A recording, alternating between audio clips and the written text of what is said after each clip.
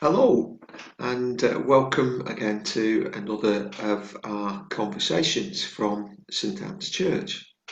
And with me today, I've got Kath Talbot. Hi, Kath. Yeah, good to see you. Andrew? Yeah, and actually, yesterday when Jill and I were walking out, we saw you in person, We did, physically. Yeah, we did. that got quite exciting, didn't it? It was a lovely moment, weren't it? Oh, brilliant.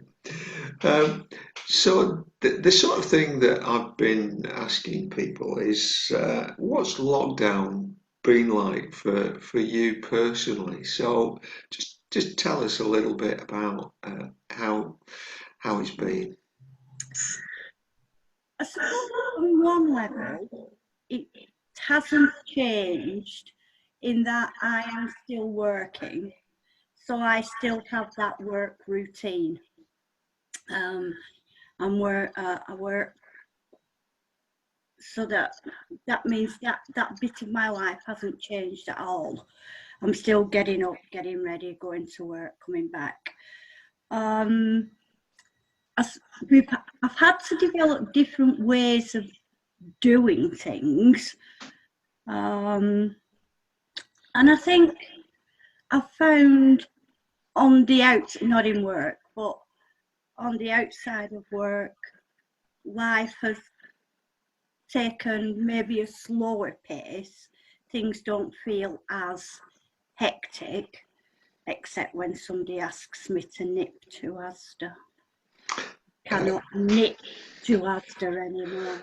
I get a sense of a real feeling there. And as someone who has been to Asda once during this time, I know exactly what you mean about you cannot nip, can you? No, no, we'll get messages during the day going, can you just nip to Asda on your way home?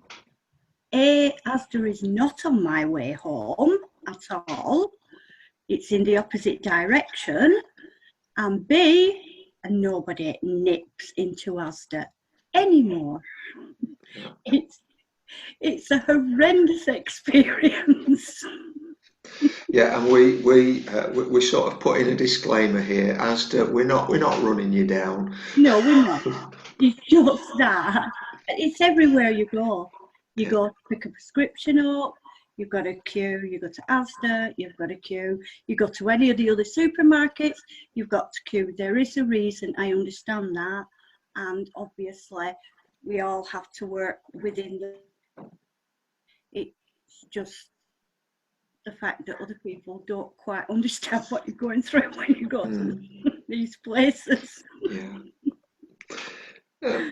So, what are the sort of things that have kept you going during this time then? I mean, obviously, you've still had that work routine, um, but what have been the positive things that have enabled you to cope with the other side of life as well? Um, WhatsApp video, because my grandson video calls me every week because he's been with his mum during lockdown. So that has been lovely, being able to actually see him and talk to him. And I learn new skills because I can now use WhatsApp video with my eyes shut. Um, um, I mean, the fact that people are relying on you.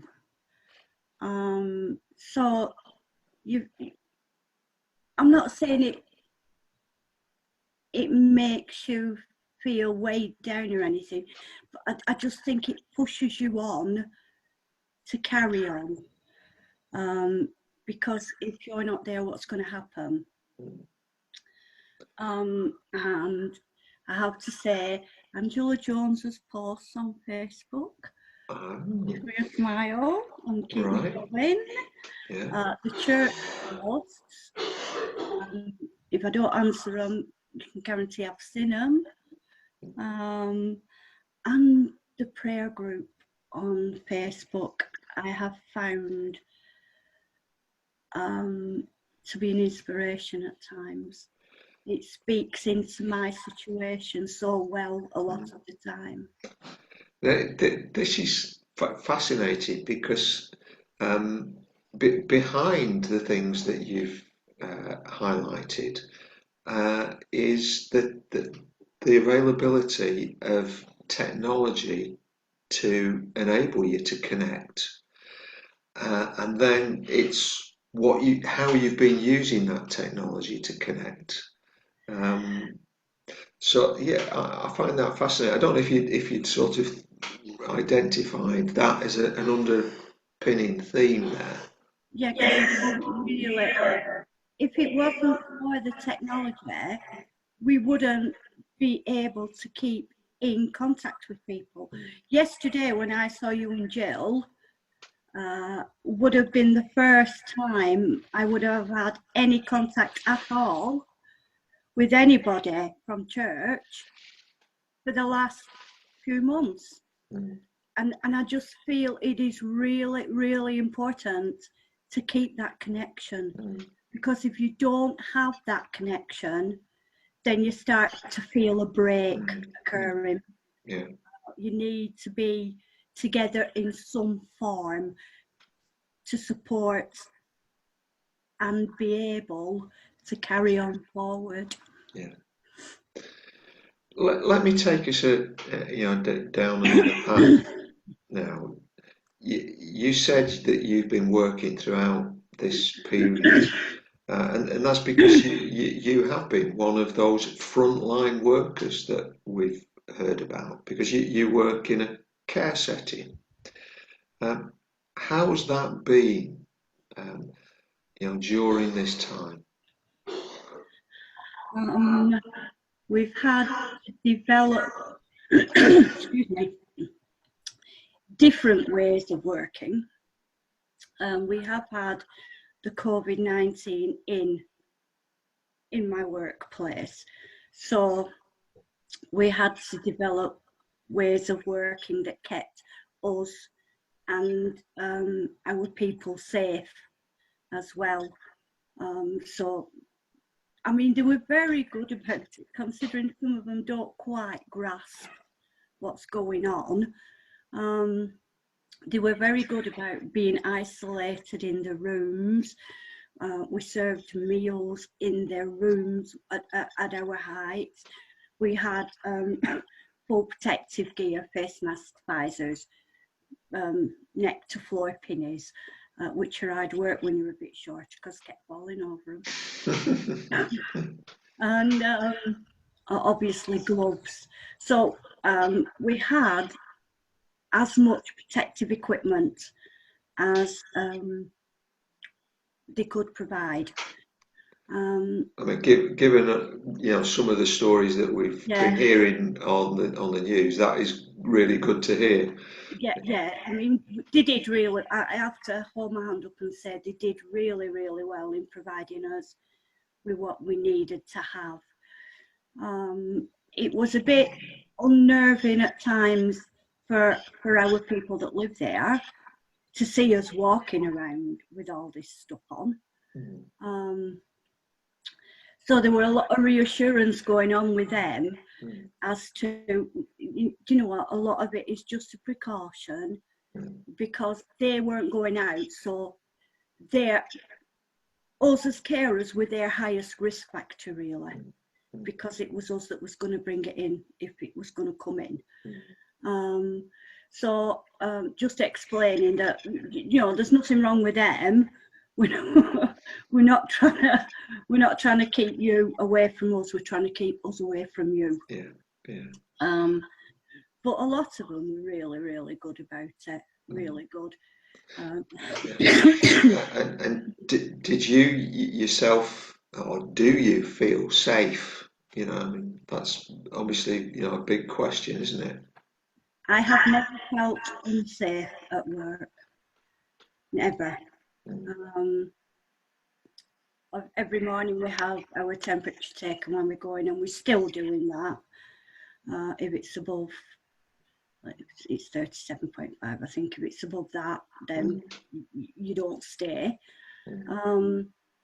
But yeah, considering we've been provided with much of what we needed, and our housekeeper has managed to keep us with a constant supply of hand gel, and I think we've had as much, in fact more than a lot of care homes have had to help us through, and we've still got it to carry on helping us through. So I've never felt unsafe at work. That's brilliant. I mean, what about God in all of this? What part has he played, and where have you seen God in this? I think that God has. I have felt that God has been protecting me through all of this, and it sounds a bit strange, but I have felt sort of enclosed in a bubble, surrounded by God, because I mean, people at work have been so anxious about what's going on, and I just feel that at times he's given me the right words to reassure them, and that's staff as well as residents, and I've just felt really, really protected. I really have throughout all of this. That's tremendous, absolutely tremendous. What about a final word? If there was something that you could say to people at this point in the crisis, we're 12, 13 weeks from the start of lockdown, things are starting to ease. What would be your final word to people at this moment? Please try to hold your masks. We've been brought through, I feel, we've been brought through this with the help of God, and I would hate for humans to take us back to where we were. Things are moving at quite a fast pace, I feel, at the moment towards normality, and I just don't think we should be rushing towards it. Just sit back and enjoy the peace that you have at the moment. And I know people want to get back, and I know the economy needs to be kick-started, and I know all these things. I just don't want it to be at the expense of us all, and we go back to square one again. Kath, thanks so much for being in conversation with me today, and just stay safe. And you. Thanks, Kath. Thank you.